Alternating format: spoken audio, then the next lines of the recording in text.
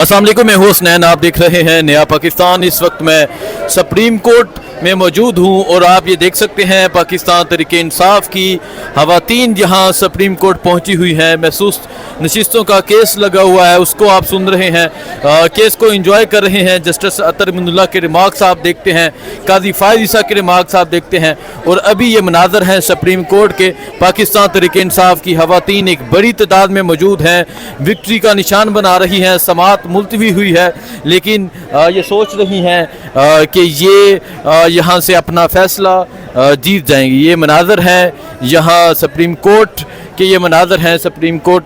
आप ये देख सकते हैं पाकिस्तान तहरीक इंसाफ की ख़वातीन एक बड़ी तादाद में मौजूद हैं और विक्ट्री का निशान बनाया जा रहा है। जो सुप्रीम कोर्ट में खसूसी समाअत हो रही है, इस महसूस नशिस्तों के हवाले से वो आपने देखा होगा। तहरीक इंसाफ की जान है, शान है, इमरान खान साहब की सारे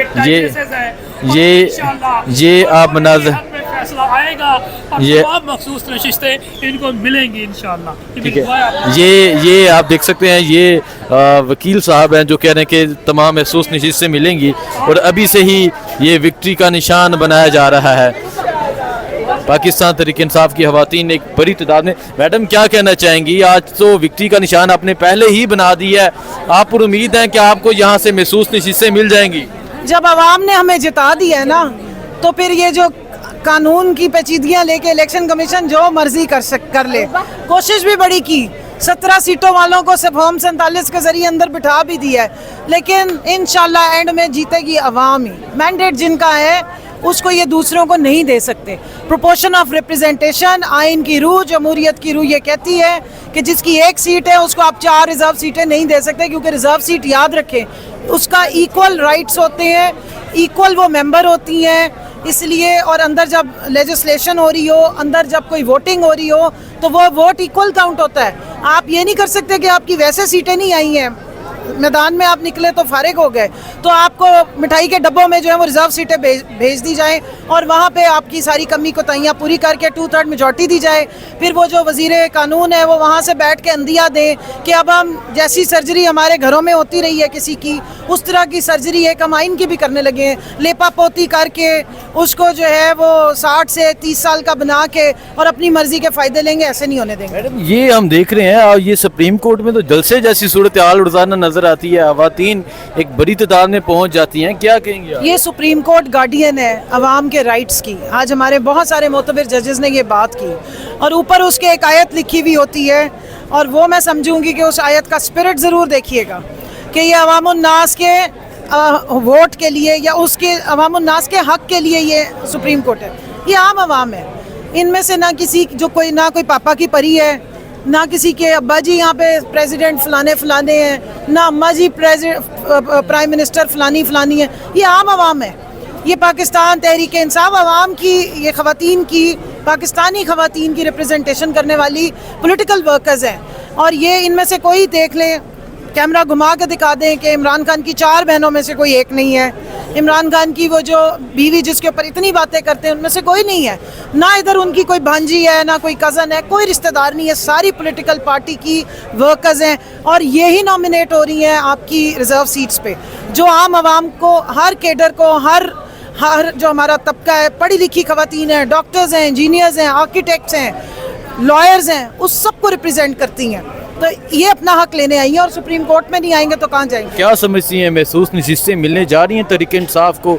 और ये जो ख़वातीन है, आपने कहा कि यही नामजद होंगी महसूस नशिस्तों के लिए, क्या कहेंगे? देखिए, आज उन्होंने सवाल पूछा, पाकिस्तान तहरीक इंसाफ ने रिजर्व सीट की लिस्ट जमा कराई थी। जी बिल्कुल कराई थी।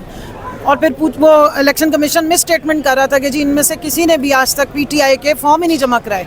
मैं आपको बता रही हूँ कि 650 हमारी औरतों ने PTI के फॉर्म जमा कराए हैं समेत मेरे। आज तक हमारे जो फॉर्म वहाँ पे इलेक्शन कमीशन में पड़े हुए, निकाल के देख लें, उसमें PTI लिखा हुआ है रिजर्व सीट्स के लिए जो हमने फॉर्म जमा कराए हैं हमें। और फिर उन्होंने ये भी सवाल पूछा कि क्या इलेक्शन सिंबल ले लेने से कोई पार्टी जो है वो पॉलिटिकल पार्टी होने से, एग्जिस्ट करने से ख़त्म हो जाती है? नहीं होती।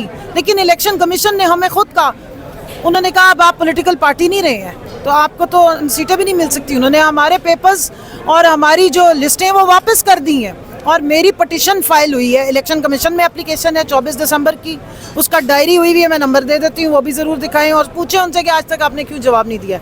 मैंने लाहौर हाई कोर्ट में पटिशन फाइल की, अली हमजा ने लाहौर हाई कोर्ट में पटिशन फाइल की। और ये जो आज नया एक तमाशा निकाल के ले आएगी जी, आवाम को पता होना चाहिए कि रिज़र्व सीटों पे किसने आना है। तो ज़रा इनसे पूछें कि जो BAP में आपने 2018 में जो ख़वातीन को बाद में उनकी रिज़र्व सीट मांगी थी और 3 इंडिपेंडेंट्स ने ज्वाइन किया था, उसके बाद आपने उनको नई एलोकेशन की थी, उसका किसी ने बताया हुआ था? या जो आप सीट जब लिस्ट एग्जॉस्ट होती है तो जो नए नाम आते हैं उनका बताया हुआ था? और अभी जो सारी ख़वातीन आ रही हैं वो कौन से उस पे रूल्स पर आ रही हैं? सो ये सारी बातें हैं, स्टोरियाँ इनकी, और ये इंशाल्लाह हमारे लॉयर्स हैं उन्होंने ये सारे मामलात को देख लिया है। बहुत सारे अच्छे अच्छे झूठ हैं, बड़े बड़े लंबे झूठ हैं जो हम एक्सपोज करेंगे। यही सवाल जो हसनैन साहब ने आपके साथ किया वही हमने साहबजादा हामिद रज़ा साहब के साथ किया कि जो मखसूस नशिस्तें हैं वो मिलेंगी या नहीं। तो उन्होंने कहा काजी फाइज़ के होते हुए तहरीक इंसाफ पर अल्लाह ही रहम करे, क्या कहेंगे? देखिए, इंसाफ की तहरीक का जो बोलबाला करते हैं, काजी तो होते ही इंसाफ के लिए हैं। तो हमारा और उनका तो वैसे ज़्यादा मोहब्बत बनती थी, लेकिन पता नहीं क्यों दिल में इतनी नफरत आ आप इन काजी से इंसाफ की तवक्का करते हैं? देखिए, मैं आपको बताऊं, आप अल्लाह के 99 नाम पढ़े ना, तो उसमें उसने अपने लिए अल-वकीलो इस्तेमाल किया है। और इंसाफ का बोलबाला करने का आप कुरान में देखें इंसाफ पे कितना जोर है। रोज़े मैशर का क्या है कि इसी तरह अदालत लगेगी और वो कहता मैं खुद बैठूंगा। सो मैं एक्सपेक्ट नहीं करती कि कोई इस मनसब पे बैठे और अपनी आवाम के साथ नाइंसाफ़ी होने दे, और उस आवाम के साथ जो बेचारे वैसे इंसाफ का झंडा उठा के फिरें, और जब इंसाफ का झंडा उठाएं तो सिर पे डंडे पड़े।